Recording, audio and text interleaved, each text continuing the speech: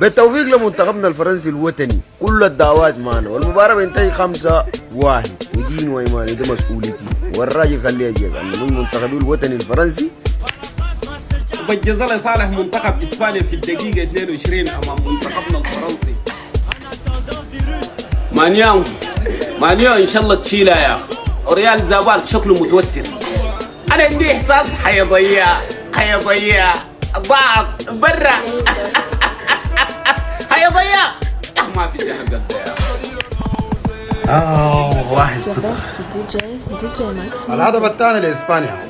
والله باي باي فرنسا يا اخي. والله حرام ذاته يا اخي. فرنسا دول كان جوه ساكت ما لقوا فريق جو بمسك الكوره بس. والله جد اسبانيا ده ياخذ عن باقي امورك الليله جايه يا بيا.